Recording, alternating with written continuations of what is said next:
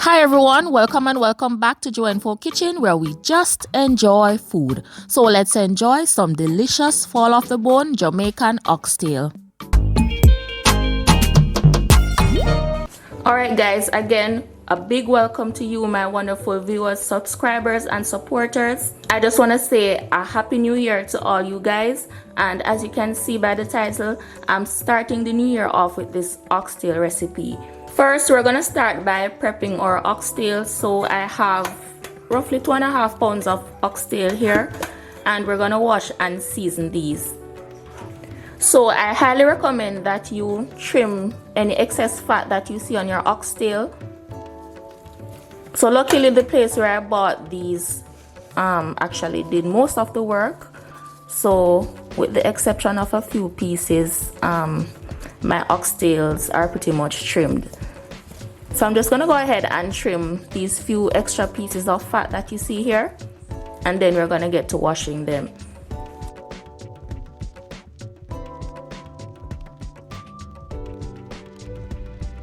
Okay, so now that that is done, I'm going to be using some vinegar to wash this twice.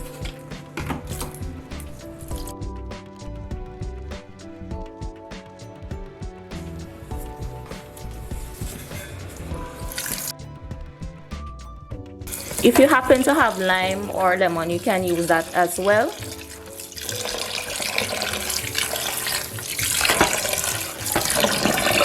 But the vinegar pretty much does it for me.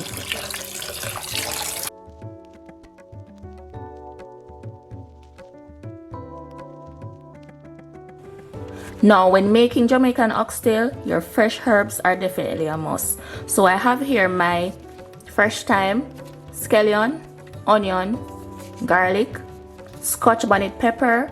I'm actually using this small one because I don't want it to be too spicy. You can leave it out if you don't like spice. Here I have my pimento, also known as allspice, some sweet pepper or bell pepper, and my fresh ginger. And as per usual, you can find the ingredients listed in the description box below. Now, if you have watched my previous videos, you should know by now that I'm not really into chopping my ingredients finely. Just a personal preference. I'd much rather blend them. But you can go ahead and cut yours up if you prefer that.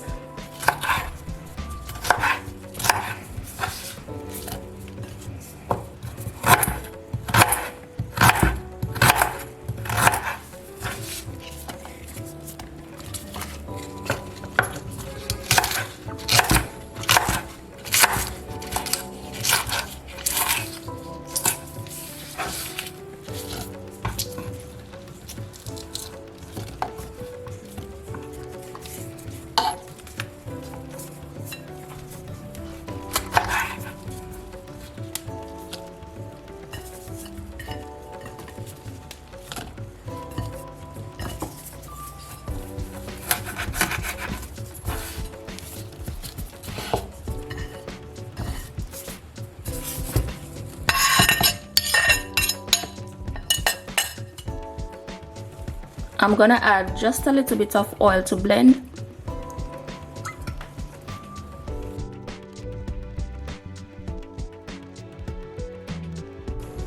And this is the consistency that I'm going to leave it at, just a little bit chunky. Now, essentially what I just did was to make a green seasoning. So if you happen to have your green seasoning already, you can just go ahead and use a couple of tablespoons as opposed to doing this from scratch. I've chosen to do this from scratch for the sake of this tutorial because not everybody's gonna have a whole batch of green seasoning prepped and ready to go. And for all my non-Caribbean friends, if you're not really sure as to what green seasoning is, I actually have 2 recipes and 2 videos. So I'll go ahead and link them for you above as well as in the description box below. So to our oxtails that we washed earlier, I'm gonna add my dried seasonings. I have here a teaspoon each of garlic and onion powder, 1 teaspoon of all-purpose seasoning, a half teaspoon of black pepper, and I have a teaspoon and a half of salt. We might add a little bit more salt later on, we'll see. Next, I'm gonna add my freshly blended seasoning. And I'm gonna reserve about 2 tablespoons of this to add later on when we are simmering down our oxtails. Right, so that's about 2 tablespoons. And lastly, I'm gonna add a teaspoon of browning for color. A half teaspoon to a teaspoon. I know that some brands are a little bit stronger than some, and a little bit goes a long way. If you want more color in it, you can always add more. So if you're not sure, you can just add a teaspoon to start with. So now I'm going to massage all this flavor into our oxtails.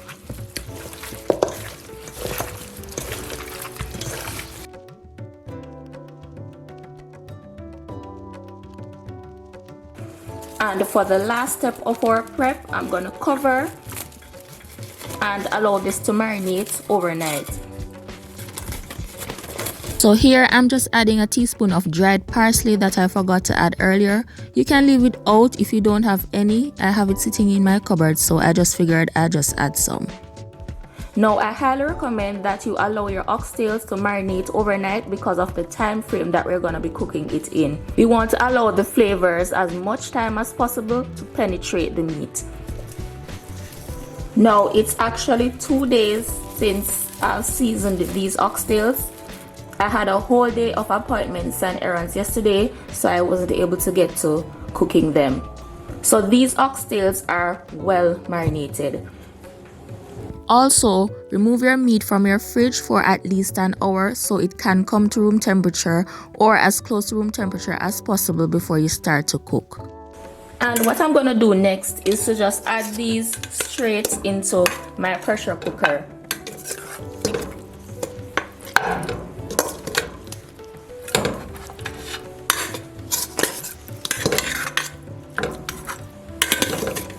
Along with 3 cups of water, which I just used to rinse the same container that we seasoned the meat in order to get all the flavor that's left behind.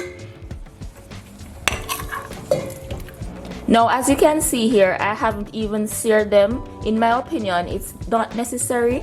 It doesn't affect the taste whether or not you sear them, and oxtails already have a lot of fat in it, so I prefer not to add any more fat by searing them in oil. Of course, if you prefer to sear your oxtail, you can go ahead and do that. So now I'm gonna allow this to pressure cook for around 40 to 45 minutes. And this is the main reason why I recommend that you allow your oxtail to marinate overnight, because we're going to be using a pressure cooker to partially cook them as opposed to allowing them to cook for hours. So as I just mentioned, I'm going to allow this to pressure cook for 40 to 45 minutes, and that's 40 to 45 minutes from the time that it starts to pressure cook, not from the time that I put it on my stove.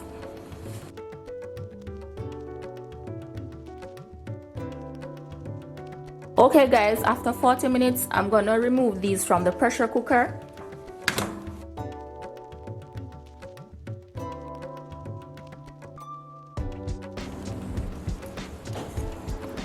So they are soft enough where we can reduce the cooking time significantly, but still firm enough where we can cook it down a little bit more in order to get that slow cook taste. However, I do recommend when you're pressure cooking your oxtail that you check it at the 30-minute mark, because I find that sometimes the meat is a little bit softer, so you don't necessarily have to pressure cook it for that long. So what I'm gonna do now is to transfer it to a different pot.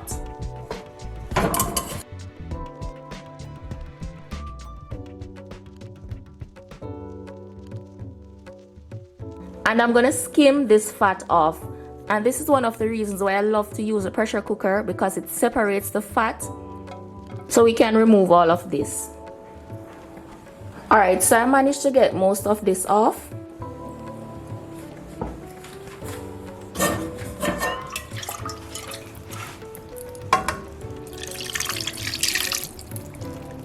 I'm gonna add another cup and a half of water, and that's hot water.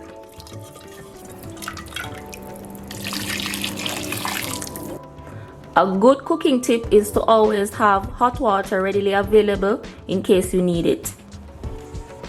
Alright, so for the remainder of my ingredients, I have my spinners,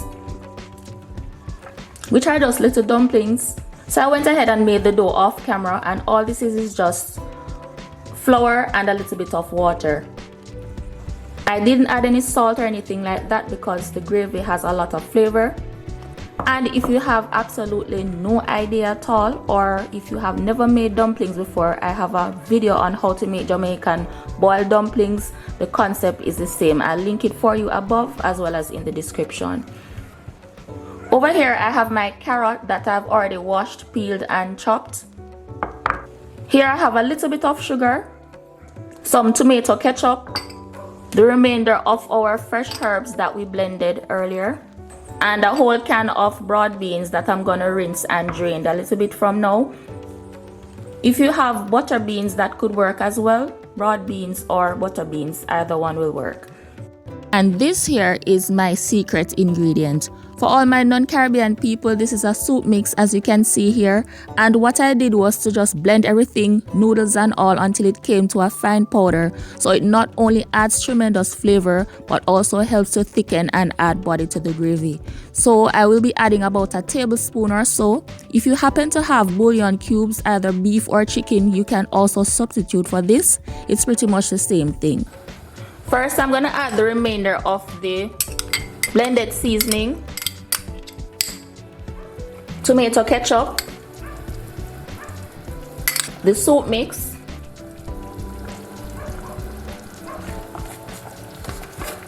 sugar, my carrots, and definitely taste your pot and see if it's to your liking. At this point you can adjust if it needs any more browning or salt or anything like that. You can definitely add it. And now that the pot is boiling, I'm going to go ahead and drop in my spinners.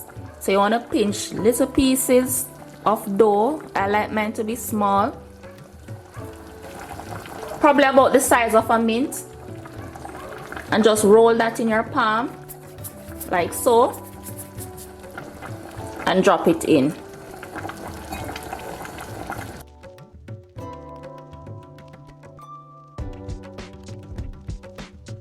So now I'm going to cover this and allow it to simmer down on medium-low heat for about 10 minutes before I check on it. Okay guys, so after 10 minutes, this is what we have so far. As you can see, our pot is simmering nicely and everything is coming together really well. So I like when my oxtails are fall off the bone tender, so I'm gonna let this continue cook for another 10 minutes or so. I'm gonna check the softness of these so far. As you can see guys, these are so tender.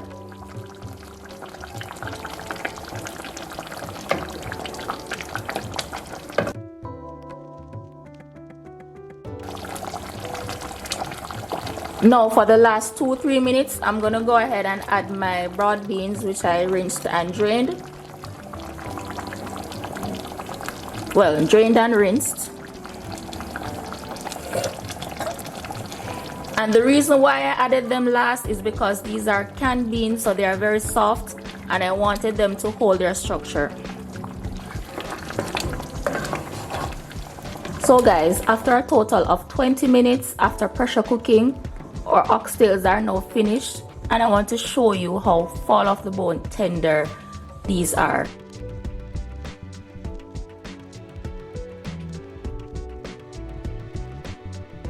And that, my friends, is how you make delicious fall off the bone tender Jamaican oxtail in 1 hour, minus the prep time of course. Check out these other stew videos here. Please like, share and subscribe for more delicious recipes. Let me know in the comments how your oxtails came out, and let's stay connected on all my other socials. All links are in the description below. Thanks for watching, and until next time, live life to the fullest and just enjoy food.